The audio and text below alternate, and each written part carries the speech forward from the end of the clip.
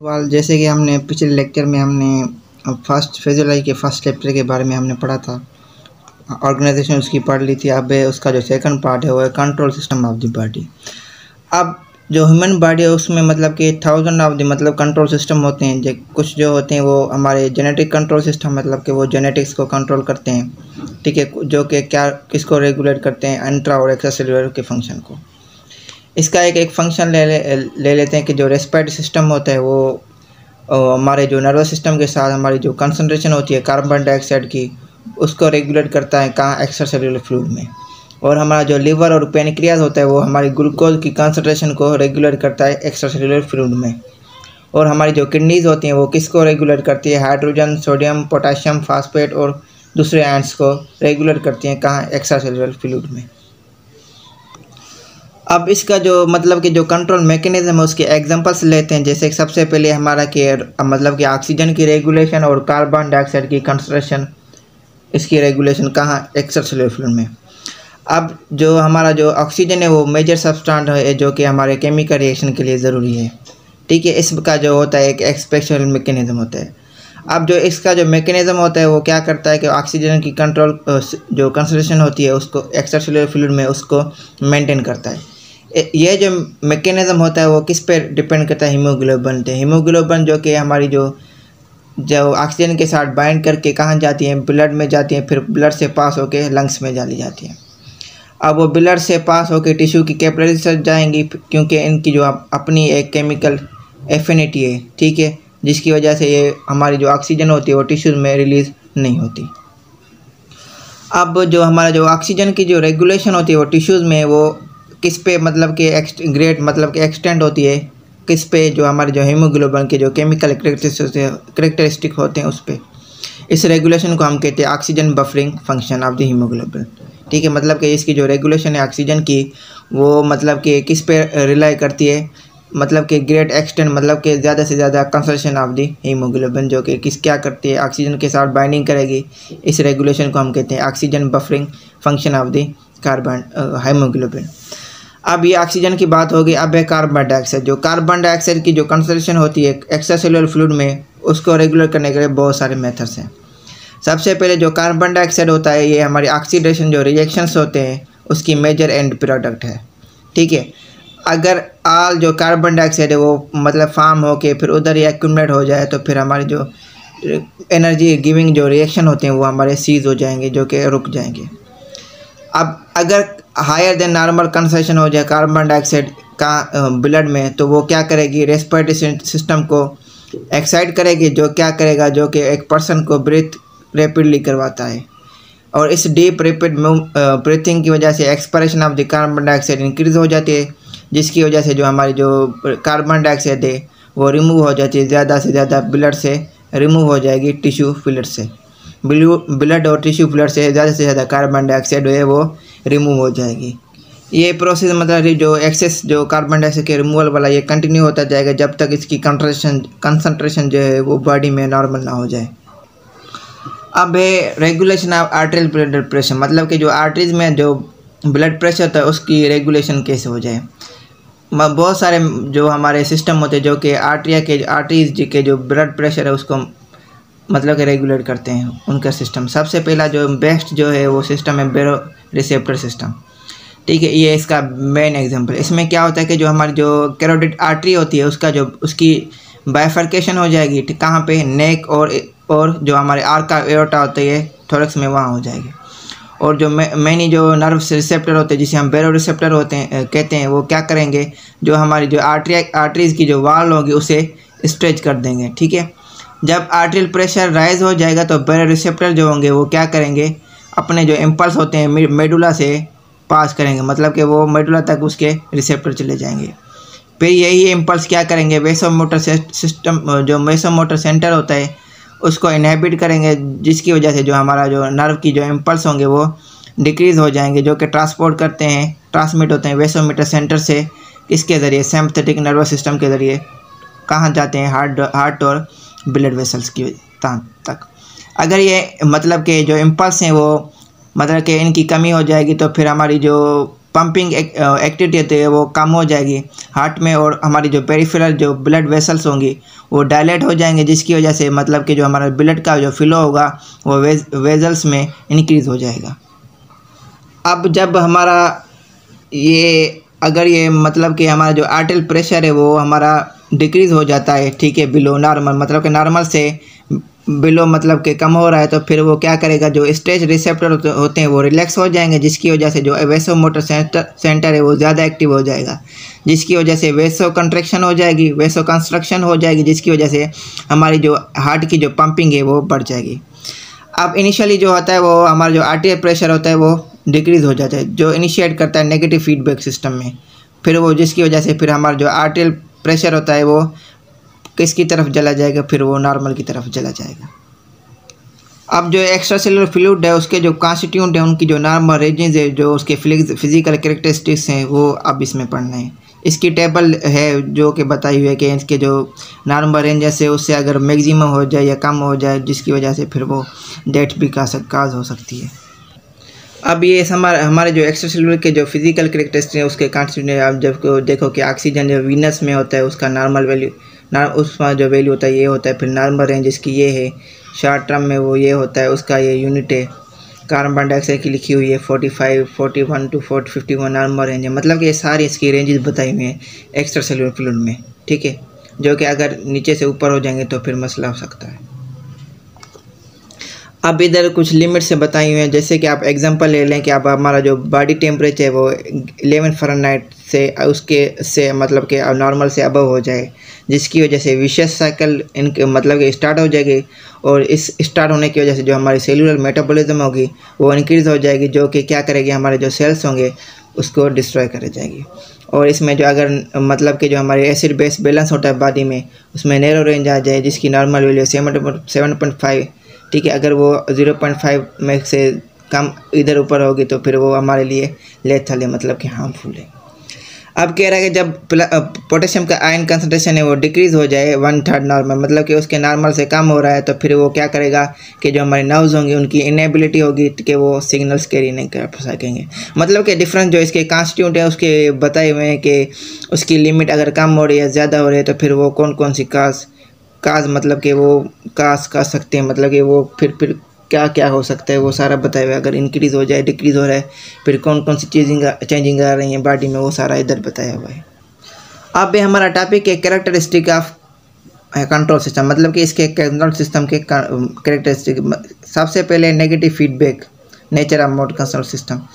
अब जो सबसे जो control system of the body है वो नेगेटिव फीडबैक करते हैं, जिसको कैसे करते हैं, जैसे कि हम अब देखें कि अगर हम रेगुलेशन ऑफ कार्बन डाइऑक्साइड की बात कर रहे हैं, ठीक है, अगर हमारी जो कंसंट्रेशन है CO2 की वो एक्स्ट्रा सेलुलर फ्लूइड में इंक्रीज़ हो रही है, जिसकी वजह से पल्मोनरी वेंटिलेशन इंक्रीज़ हो जाएगी।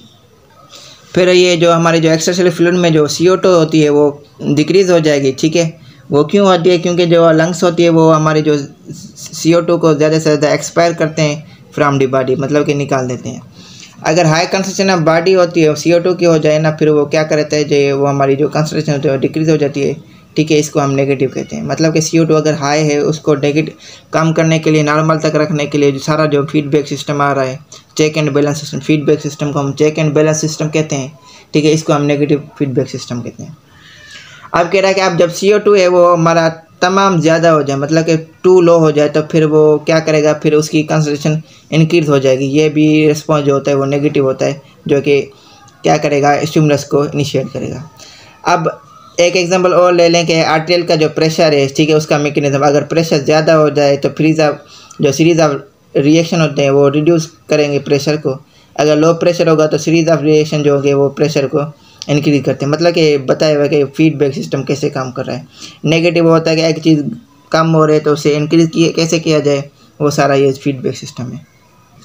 अब गेन ऑफ कंट्रोल सिस्टम, मतलब कि ये इसको हम कहते हैं जो कि मतलब कि डिग्री ऑफ इफेक्टनेस, ठीक है, जो कि क्या कर ले, वो जो क्या करेगा, हमारी जो कंडीशन है उसे कांस्टेंट करे, उसको हम डिटरमाइन करते हैं गेन ऑफ फीडबैक सिस्टम में।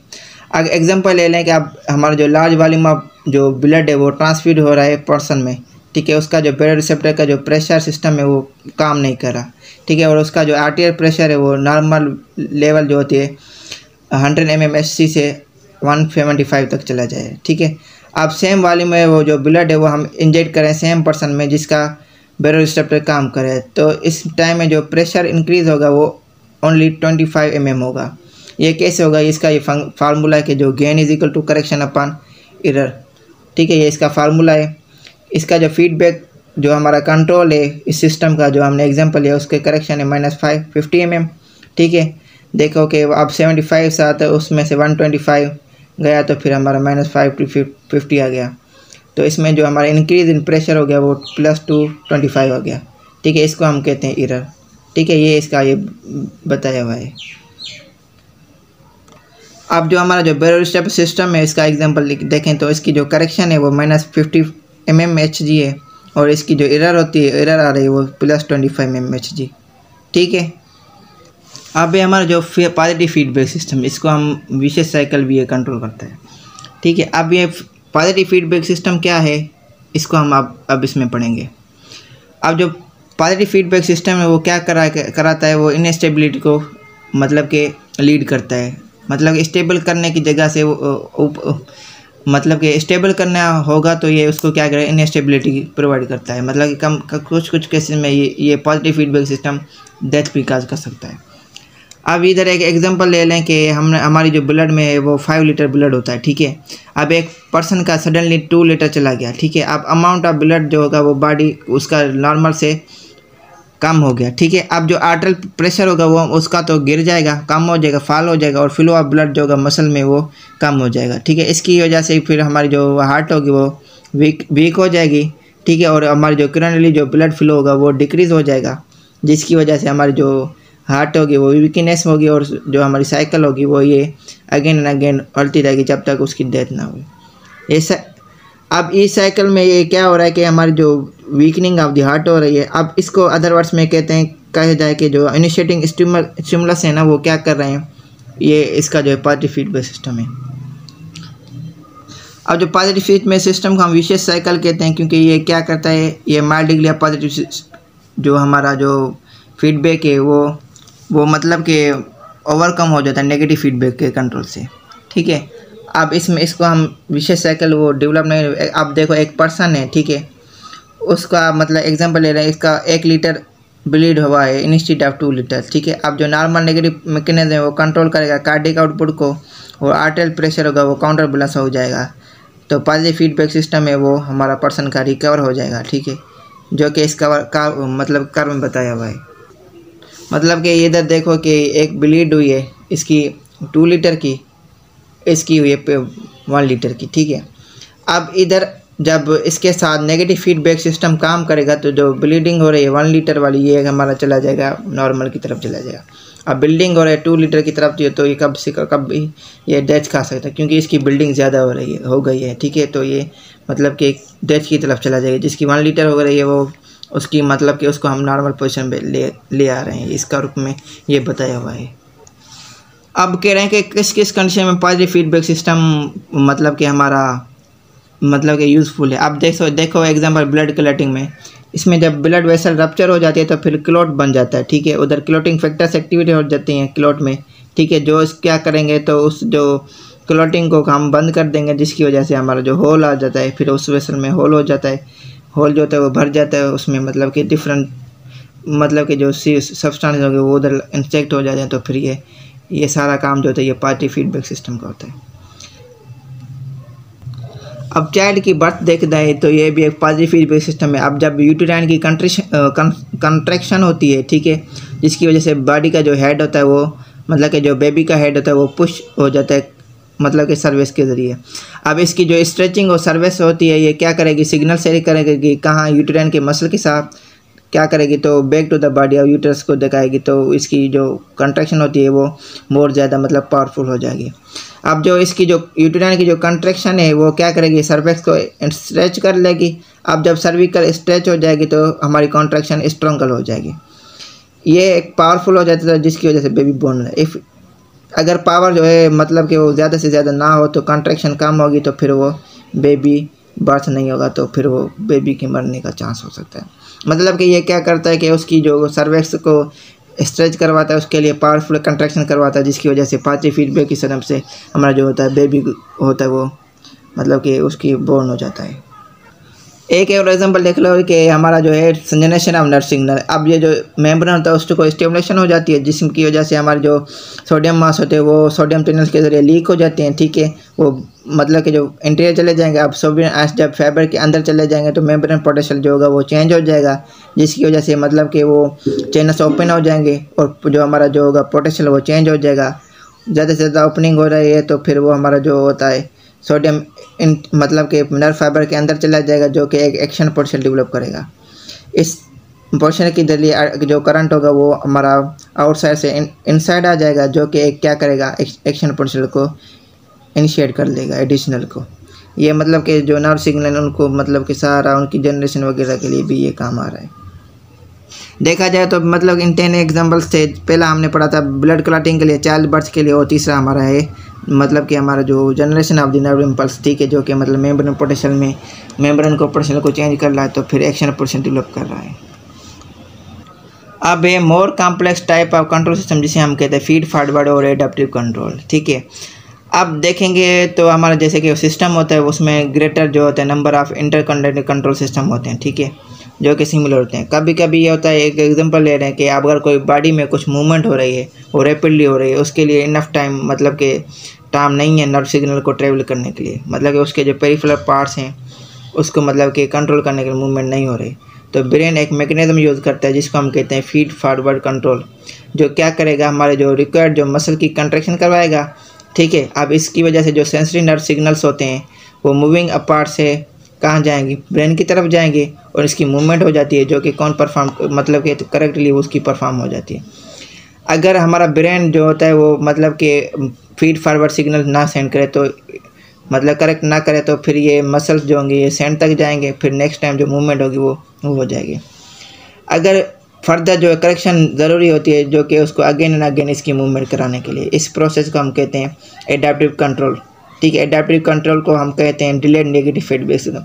मतलब कि इसमें कोई भी चीज़ बढ़ रही है उसको मतलब कि नॉर्मल चीज़ में रखना है, लेकिन उसके लिए मतलब कि टाइमिंग लेट हो रही है, मतलब कि जो डिलेड नेगेटिव फीडबैक सिस्टम होगा उसको हम कहेंगे एडाप्टिव कंट्रोल।